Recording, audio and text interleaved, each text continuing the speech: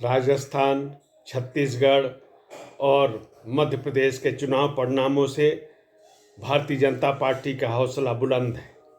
और वो इसलिए भी कि अगले कुछ महीनों बाद लोकसभा के चुनाव होने वाले हैं और विपक्ष ने इन चुनाव को सेमीफाइनल बताया था। और इस आधार पे अगर सेमीफाइनल को देखा जाए तो भारतीय जनता पार्टी के जो लोकसभा चुनाव में उसकी राह एक आसान हो गई है और भारतीय जनता पार्टी तीसरी बार सरकार बनाने की उम्मीद भी कर सकती है। इस दिशा में उसने कदम बढ़ाए। खास तौर पे जो एक नरेंद्र मोदी के नेतृत्व को जिस प्रकार से एक विश्वसनीयता मिली है, जिस प्रकार का जन समर्थन मिला है, वो भविष्य के लिए भी भाजपा को आशान्वित करने वाला है। मुख्यमंत्री पद पे जो चयन हुए हैं, निश्चित रूप से उसका भी लाभ भारतीय जनता पार्टी को मिलेगा। खास तौर पे मध्य प्रदेश की चर्चा करना आवश्यक होगा। यहाँ पर मोहन यादव ने कमान संभाली है और हम सब जानते हैं, खास तौर पे जो उत्तर प्रदेश मिला हुआ है मध्य प्रदेश से, अनेक क्षेत्र जो हैं मध्य प्रदेश की सीमा से लगते हैं, प्रभाव पड़ता है। और दूसरी बात यह है कि उत्तर प्रदेश ही नहीं, उत्तर प्रदेश के साथ साथ बिहार की जो पिछले कुछ दशकों में जो यहाँ के क्षेत्रीय दलों की राजनीति रही है, उस हिसाब से भी इसका मूल्यांकन करना होगा।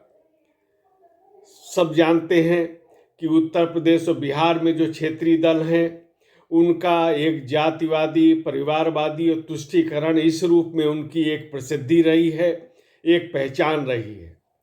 और इसी हिसाब से इन दलों का संचालन हो रहा है। जबकि जो मध्य प्रदेश में जो मोहन यादव जी को कमान मिली है, वो एक अलग प्रकार का उनका व्यक्तित्व कृतित्व रहा है।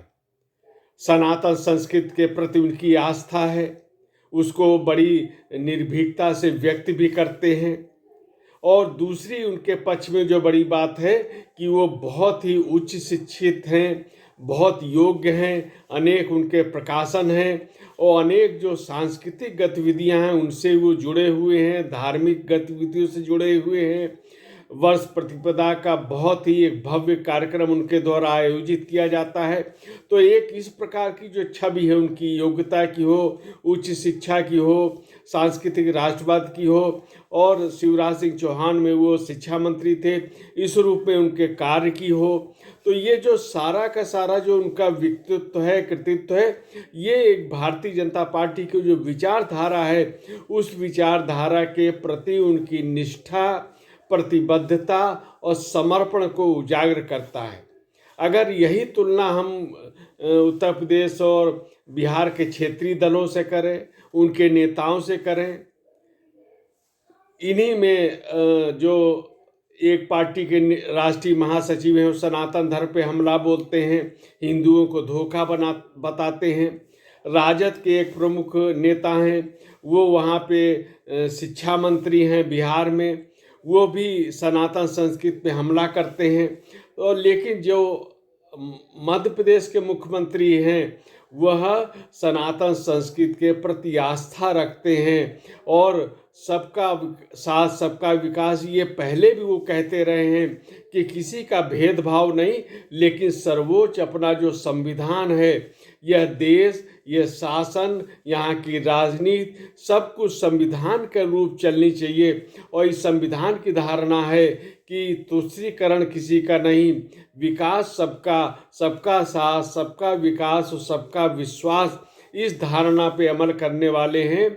और ये आकलन किया जा सकता है कि लोकसभा चुनाव में मोहन यादव का भी उत्तर प्रदेश और बिहार तक निश्चित रूप से कुछ न कुछ प्रभाव पड़ेगा। भारतीय जनता पार्टी को इसका लाभ मिलेगा।